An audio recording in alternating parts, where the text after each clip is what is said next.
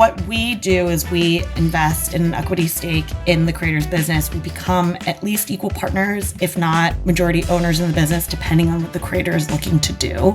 Burnout is a big thing in the creator space. How do you make sure that someone isn't on the verge of burning out? It's one of the best parts of what we do at Electrify. We come in to help shoulder the operations of the business, the strategy around growing the business.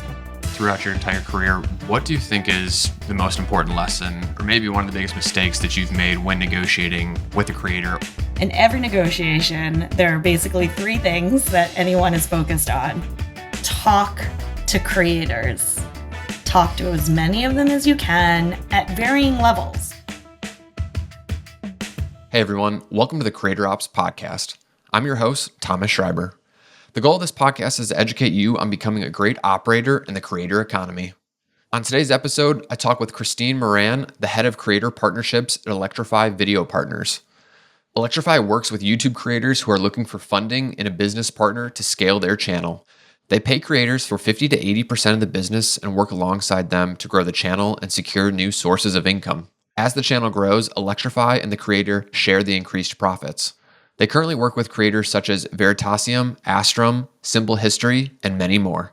Together, their creators have over 30 million subscribers and over 10 billion views. Christine is in charge of identifying and developing partnerships with world-class creators for Electrify to partner and invest in. During our conversation, we talked through how to identify great creators, the vetting process when investing in a creator business, the key negotiating points when taking on capital, red flags when talking to investors, and how to prepare your creator-led business for investment.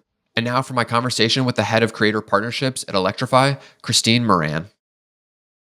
When you're trying to find a creator in a specific niche, what's the first step in your search process? How do you go about finding a creator? When I am starting off the process, I start out by just doing some quick research. Often there are articles that you can find or references that you can find online of here are the top 10, like basketball creators on YouTube or fly fishing creators or STEM creators on YouTube. So obviously listicles. There are other tools like vidIQ and Social Blade that you can use to be able to find rankings of various creators by category. Not perfect because of course tagging on YouTube is, it's still a bit broad and vague. So it's hard to search that way.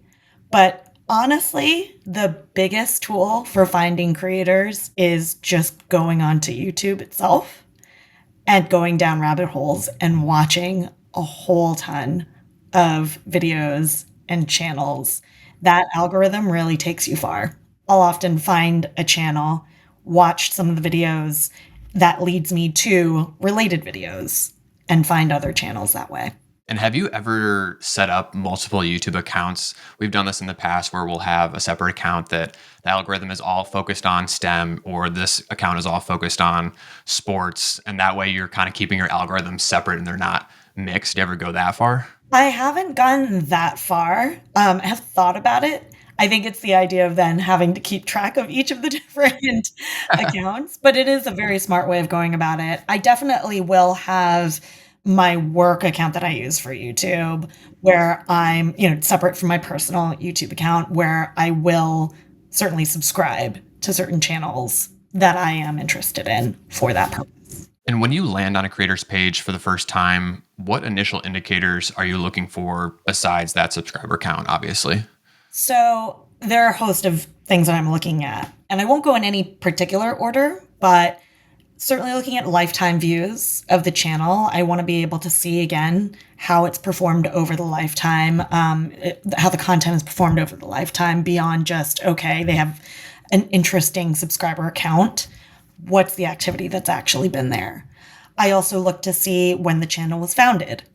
Are they a fast-growing channel where they've maybe launched within the past year and have grown exponentially since?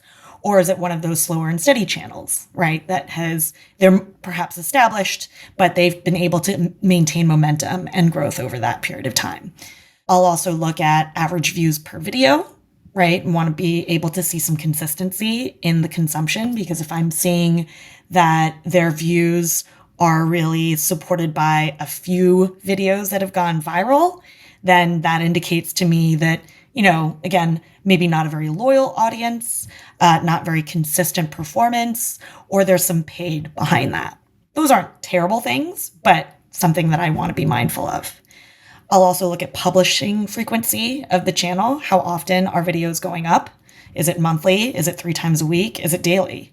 As well as the length of the video. We're very focused at Electrify on long form content. And so we want to be able to see channels that are doing, let's say, at least 15 minutes per video.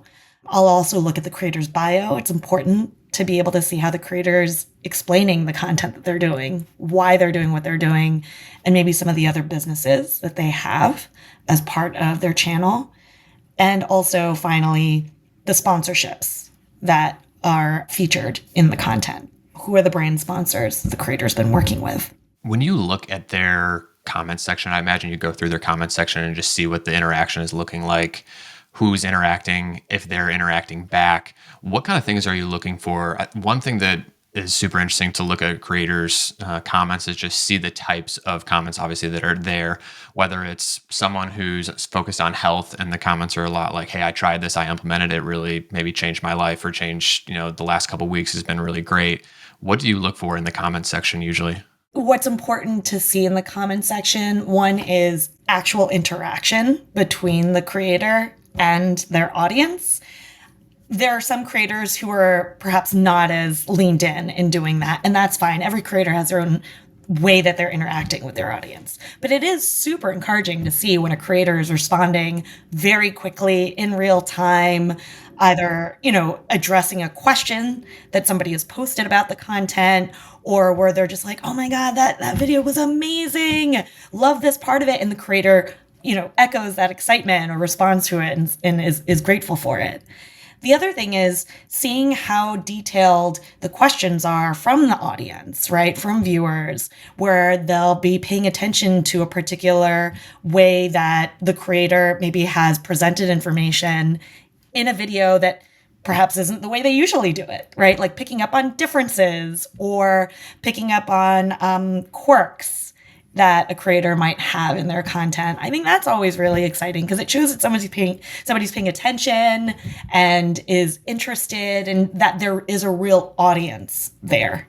And there's that community as well. It's always, we talked about it with Courtney from John Boy Media, but like the inside jokes, you can Yes. tell if there's an inside joke within that specific community. But back to your point about the really specific questions, especially in the STEM and science space, you can always tell if there's a very loyal audience because the questions are so detailed. And then what's even cooler, just like you said, when the creator responds with an even more detailed answer, that's where there's just such loyalty, which is really cool to see. Yeah. I'd also say, like, really quickly on that, I think comments between the creator and the audience are exciting. What's even more exciting is when you see comments and chatter among the audience between two viewers, for example.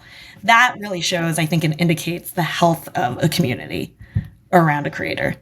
When you're looking at these accounts, are there any red flags as you go through that you're maybe looking for or just making note of? Obviously not game changers potentially, but just maybe subtle red flags that maybe make you a little bit hesitant. Yeah, I mean, I think we touched upon it in an earlier question about if I'm seeing that a channel really only has a couple of videos that have popped off and the other videos have very weak performance, or again, just nothing is consistent.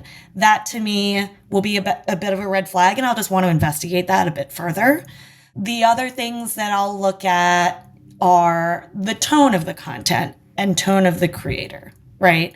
So the category and the type of content that a creator is making or the content vertical doesn't dictate how they're conveying that information and how they're presenting it, right? Everybody has a different style. That's sort of the beauty of creators covering the same topic, but in their own fashion.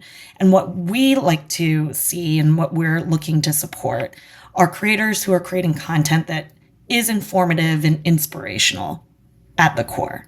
So are they presenting information, for example, with STEM content in a way that they're trying to make that information accessible and easy to understand and entertaining to their viewer. It's not content that, comes across as condescending or is offensive or anything like that, right? We're focused on content that's evergreen and brand safe. That's not to say that it has to feel, I don't know, very staid, but I think you can tell what a creator's intention is and the way they're approaching their content creation from the tone of the content that they're putting out there. How important is it, the production level, to Electrify and to you as you look at these accounts? Do you like to see some accounts that have very high production, or do you kind of like some of the low production, really easy to produce content? On the whole, we want to see content that is incredibly thoughtful, right? So I don't want to necessarily equate it with high production value, because there's some content where the creator, again, in trying to make the information more accessible and more approachable, it might not look like something that's been filmed in a studio, right? But to your point, it's not necessarily always going to be like vlog style content where it feels like it's more reactionary or on the fly. There's so much work and thought and production effort put into content that might not look, again, as polished on the upfront as something that might have been filmed in a studio. But again, it's more of just how much thought has been put into the piece that we're seeing. So once you've identified a creator and you've got your list in a specific niche, what does the outreach process look like initially? Do you do it through a cold email? Are you asking for a warm intro? How does that usually go? So the outreach process, the ideal scenario is it's warm intro. It's right, somebody who we're connected with in some form or fashion, because again, coming in as investors, active investors who are looking to be business partners with these creators, that requires a level of trust and familiarity. And so a warm intro is a wonderful starting point. We, though, have also had success reaching out to creators cold, where we'll find their email address or other contact information and be able to introduce ourselves, explain who we are a bit, tell them how excited we are about the content that they're creating, how impressed we are with their channel, and the other things that they're doing for their audience, and continue the conversation from there. So it really is a spectrum, but warm intros are always great. Similar to investing in early stage companies or any sort of company, there's a long vetting process that a VC usually takes. Now you're investing in a business as well, but it's a person too, and it's a lot more personal. Will you walk us through what a vetting of a creator looks like on Electrify's end of things? The way we at Electrify will vet an opportunity with a creator is we take a look under the hood, again, working with the creator to get that information. At a base level, we want to be able to understand the performance of the YouTube channel. And that means getting access to YouTube studio data to be able to see how the videos have performed financially, right? The revenue that's been generated from the channel over the past at least, 2 years, let's say, at minimum. And again, how many views the videos have gotten over that period of time, et cetera, any trends that we can see in that data. We also want to look at the financial performance of the business overall. So often the creators that we're speaking with will not just have revenue that they're generating from AdSense, but they have things like sponsorship deals, or they'll have syndication and licensing deals. Perhaps they might even have other content, podcasts that are ancillary to what they're doing on YouTube, and then other businesses like consumer products, merch that they're selling. So however that creator has been earning revenue for that business, we want to be able to see and understand that whole revenue mix and the historical performance of that. And then I'd say the other big part of it is just talking to the creator. We want to understand what their vision is for the growth of the business. We want to understand their motivation behind the content that they're creating and what they're trying to accomplish. So those are, I would say, the big parts of the vetting process. How important is it that a creator has additional revenue outside of AdSense, whether it's a product, a membership through Patreon? How important is that in your process? I'd say it's important as an indicator for us as to how entrepreneurial the creator is and how they've been thinking about their brand, right? And also, I would say how they've been able to engage with their audience, right? So if a creator, again, started out with their YouTube channel and it grew to an extent where they developed a podcast because they wanted another route and extension to be able to engage with their audience and deliver content to them, then that's really exciting to see that they've been able to do that successfully. And then if they have consumer products on top of that, they've been able to sell anything from the t-shirts and hoodies to it could be a book, or it could be, I don't know, some sort of other product that has meaning to their audience. That's really great too, to be able to see them build that out.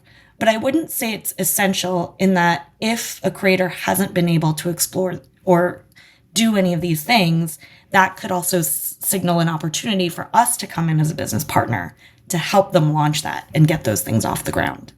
Burnout is a pretty big thing in the creator space. And we've seen lots of creators, big name ones retire, quote unquote, and then unretire. That's been a trend over the last year or two. How do you make sure that someone isn't on the verge of burning out? And, the last thing you would want is you put in a bunch of money into this creator and then 6 months later, they're in a spot where they're feeling, burnt out. They're not feeling like they can continue. How do you deal with that? It's one of the best parts of, I think, what we do at Electrify and our model as active investors and business partners with creators.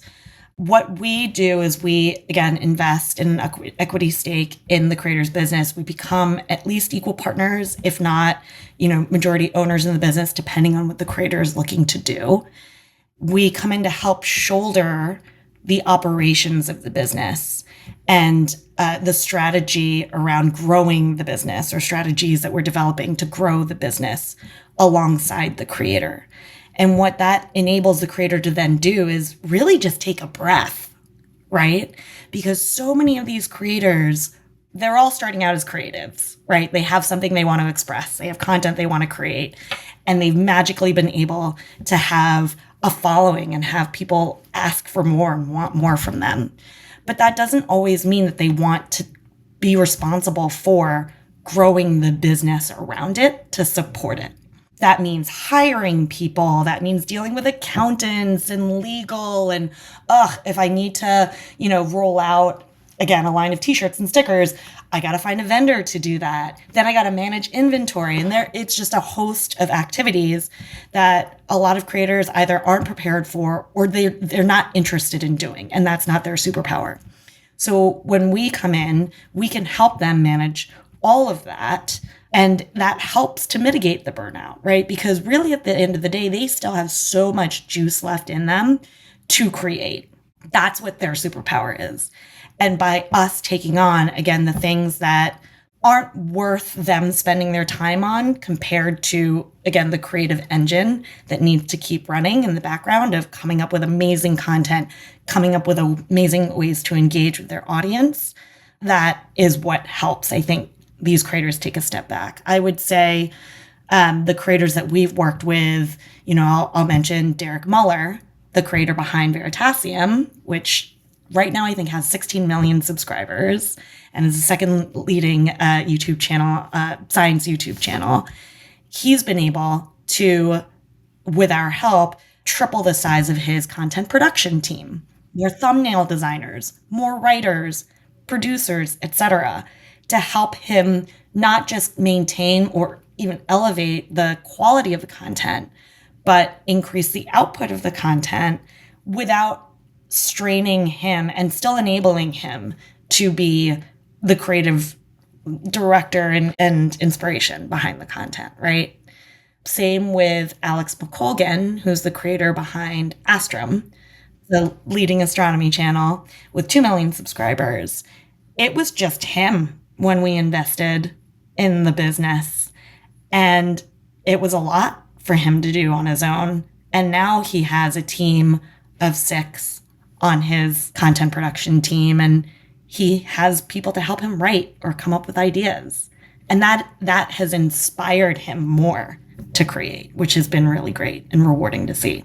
Someone like Alex, I'm sure, felt incredible benefit of partnering with you guys, just like you're saying, when you don't have even a manager or one or two people on your team, it is the weight of the world on your shoulder. You got to do every little thing. So that's really cool. And I think we're seeing more and more creators realize that. Colin and Samir talk about that all the time, just the importance of, at some point you can't be doing every little thing. You do need a manager. You do need a great operator to help you with the behind the scenes so that you can feel free to create more content, create better content. When you enter into a negotiation with a creator and you're ready to put money in, what are the negotiation points typically? Prior to coming to Electrify, the deals that I was focused on with creators were in content licensing. And I say that because now I'm in the space of, M&A, of investing in creators. So slightly different, but I will say that the through line is the same. In every negotiation, there are basically three things that anyone is focused on. It's who owns what, number one. Number two is how much money. And number three is what's the timeline? And, timeline could mean when is the money being paid out? What does that schedule look like? And also, how much involvement does that creator want to have? Do they want to continue working full time on the channel? Are they looking to take a step back at a certain point? Is there a certain area of focus that they want to continue to maintain? And again, over which period of time? So those three things of ownership, money, and timing are I would say, the main points. Everything ends up boiling down to those things. And when I say ownership, I'm referring to the content, decision-making, those sorts of things, and the part of the business, of course. Investing in creators is still relatively new. Will you explain the various options that creators have when it comes to taking outside investment currently? Will you just kind of give the landscape for what that looks like? Things are going to change pretty dramatically over the next couple of years, but what are their options right now? Yeah, I'd say right now it's pretty exciting because there are options at all in this space when there didn't used to be. So the first route that any small business or any business looking to scale thinks of is a traditional bank loan, right? That's always been the route to raising capital. Problem there is that a lot of traditional banks and financing institutions don't understand how to really value a creator business. It's a very different revenue model, and it's just still an emerging industry, I think, to a lot of traditional groups. The other is revenue-backed financing. So that's where folks like Spotter, for example, offer options where they will pay you in advance as a creator for the AdSense revenue that you're generating on your channel for a period of time. So it could be anywhere between, let's say, 3 to 5 years of your AdSense revenue after you sign the deal goes directly to them in exchange for an upfront cash payment that you'll have received. The other is venture capital. So if you're a creator, you have a great idea for launching a new commercial venture, a new initiative or business line, you will partner with a VC firm to help, fund that with you. And that's a bet that they're taking. It's a new business. There's, no history behind it as yet, but there is the opportunity for hypergrowth from that particular line. I think of things like Logan Paul's Prime drink. Then there's us at Electrify and others like us who are private equity investment. And what we're looking to do is, again, be active investors where we partner with the creator as business partners to help them operate the business with the additional benefit of helping that creator take money off the table. Because when we invest in the business and we are buying at least a 50% stake in their business, we compensate the creator with a cash payment for that equity stake. That helps the creator take, again, some of the money off the table from the business for themselves. And they then have access to our expertise, to our continued capital and support in growing the business. You made a really good point just about the difference between VC and PE. The venture capital firms are looking for massive growth, right? They're needing returns that are outsized. And I think we're seeing some VC firms invest in creators, but again, similar to the bank, some of them are just not as knowledgeable in how creator businesses work because they are so new.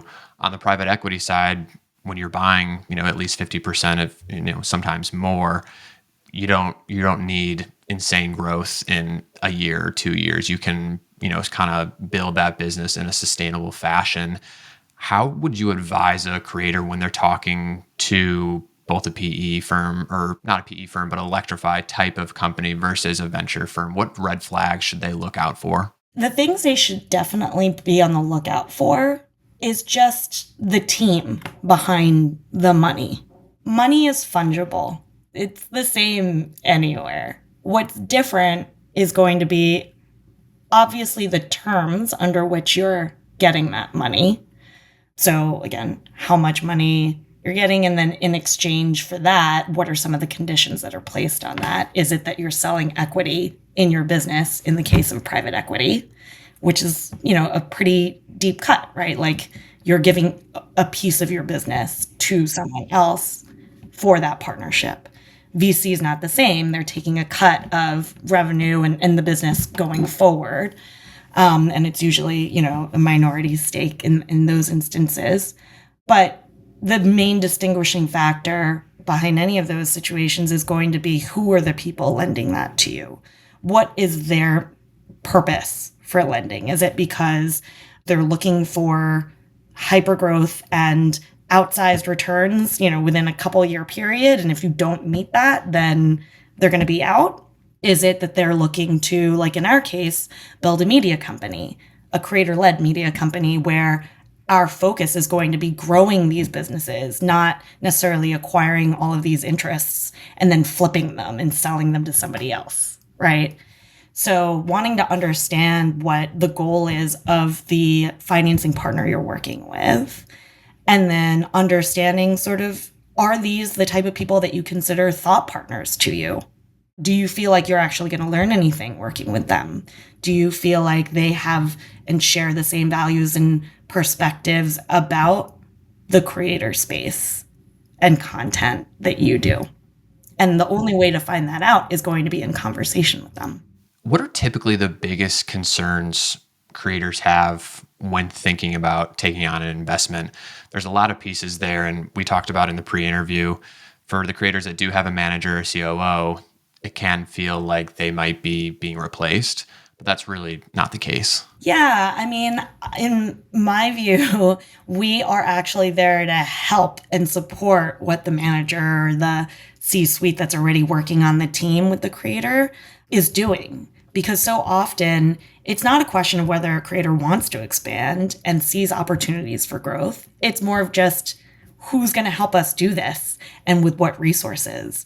And so, so often there are just such demands on the creator's time, bandwidth, and capabilities. And so we're able to come in, work with the, let's say, manager, CEO, whoever it may be, and say, what is it that you've had on the roadmap, on, the 5-year plan that you've wanted to pursue, and how do we help do that with, again, our resources, our in-house expertise? As their revenue streams expand, right, they've likely got AdSense, if not maybe one or two other revenue streams there.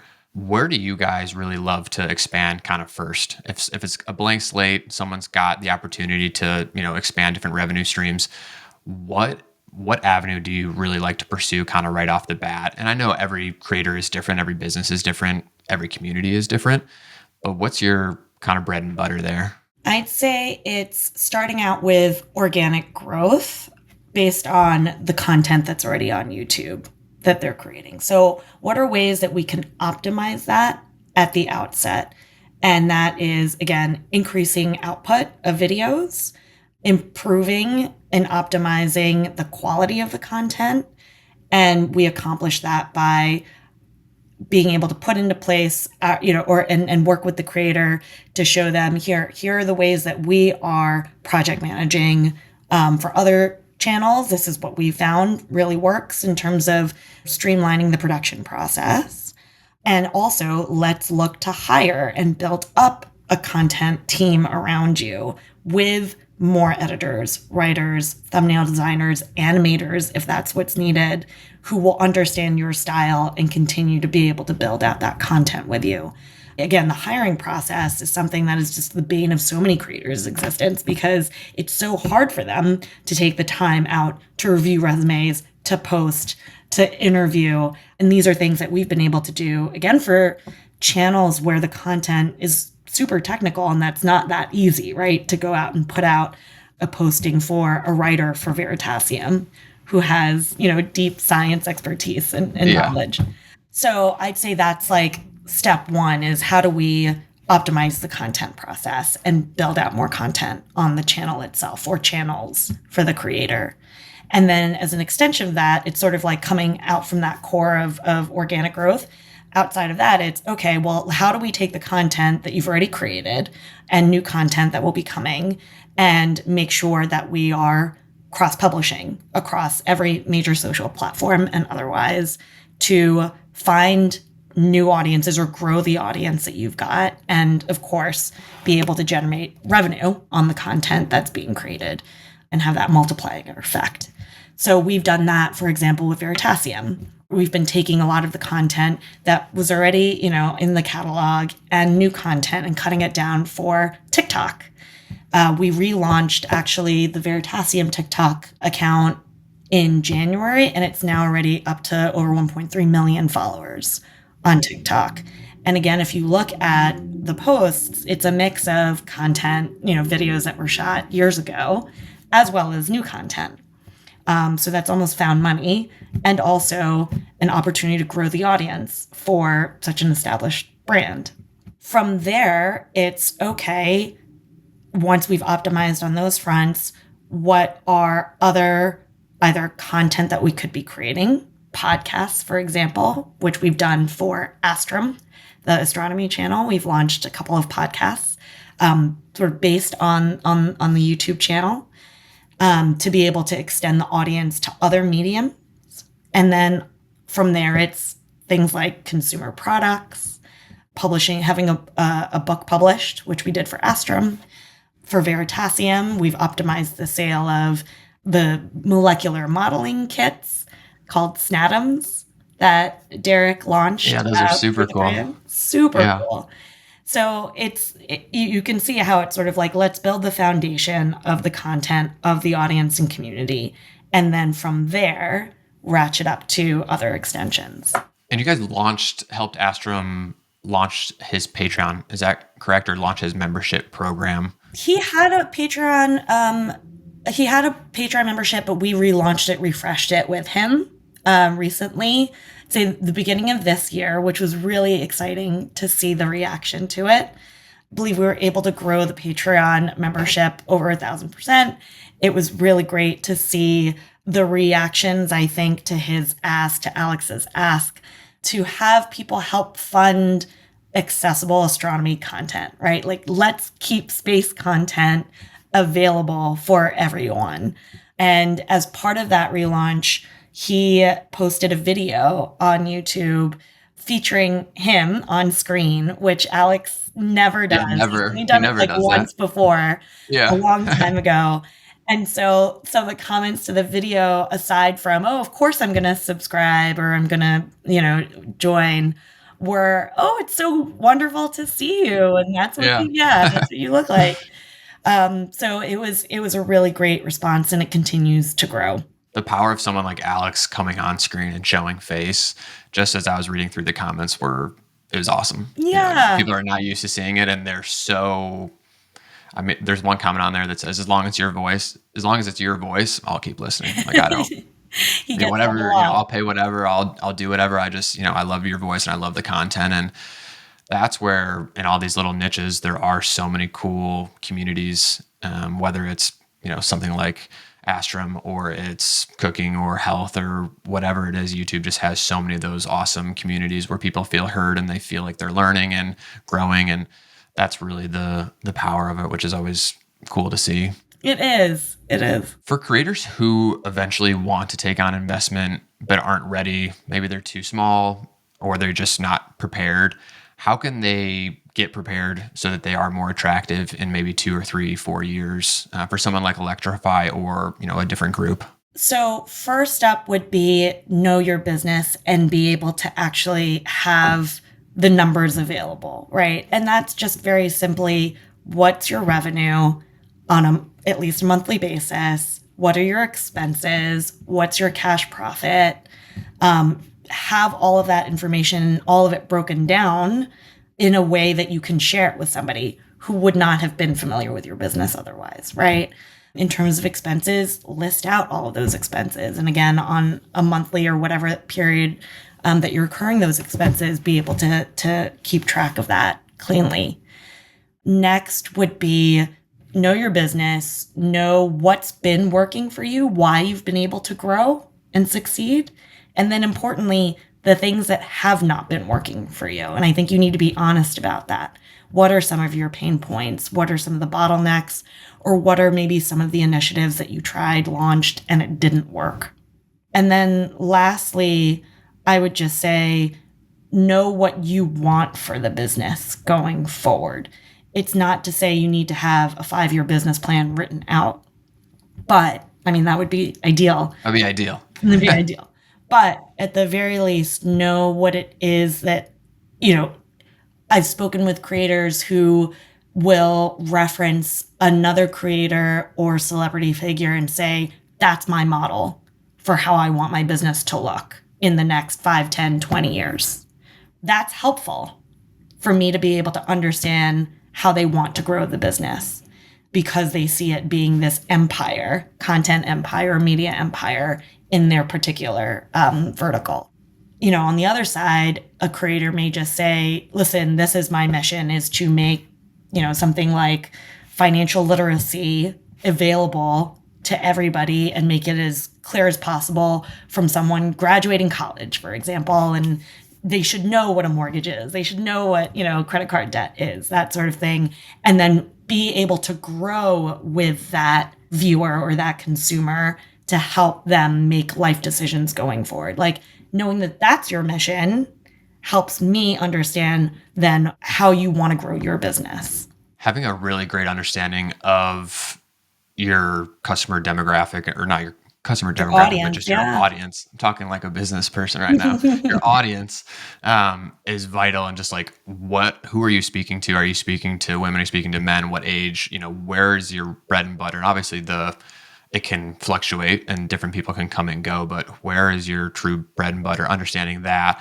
But then the other side of understanding your production costs per video. What does it cost you to create one video? And I think that's something that a lot of creators, even as they get bigger, they don't know. They're just like, well, I create a video every week and that's what I do. And I pay an editor X amount of dollars, I guess, and they don't account for their time. They don't account for the software that they're using is, $150 a month, plus there's this, and this. It's that basic organization, which sounds basic, but is so vital when someone comes in and wants to potentially invest in your business and kind of help you take it to the next level. That's so true. That's so true. Being able to outline where, again, like some of your bigger expenses are is so helpful. The other thing is, we get to see that information when we ask, how long does it even take for you to put a video together?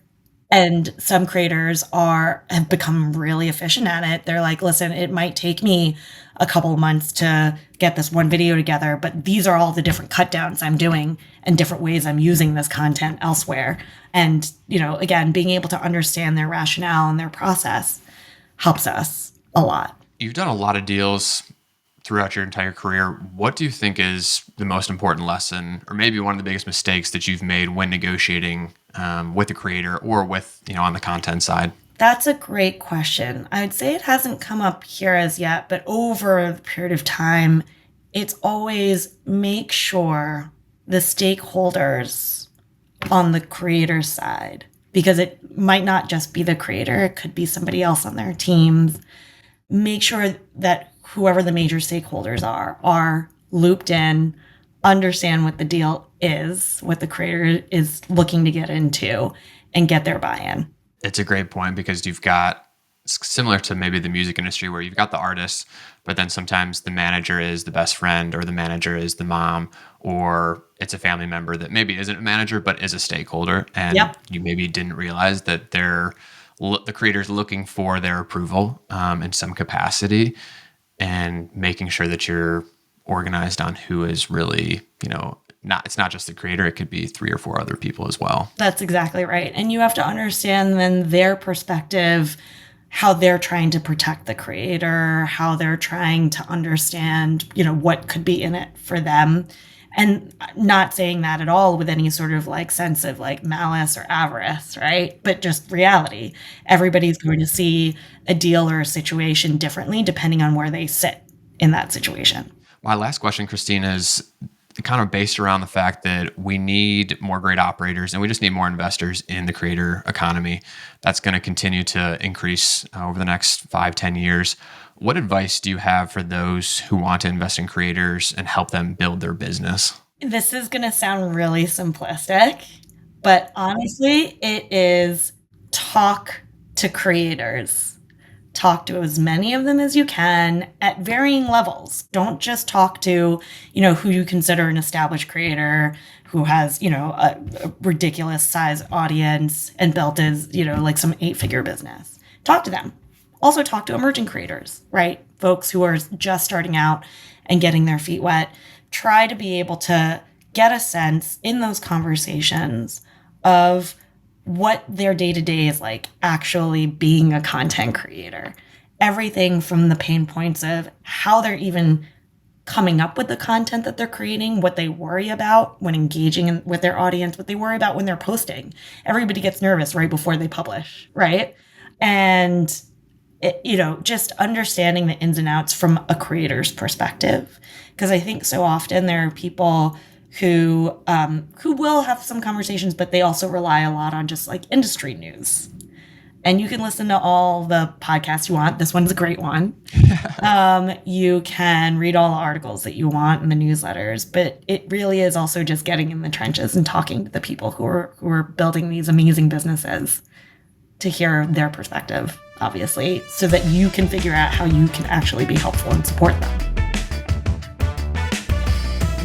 Thanks for listening to this episode of the Creator Ops Podcast. If you're interested in chatting more about the creator economy, send me a message on LinkedIn or email me at hello@creatoropsmedia.com.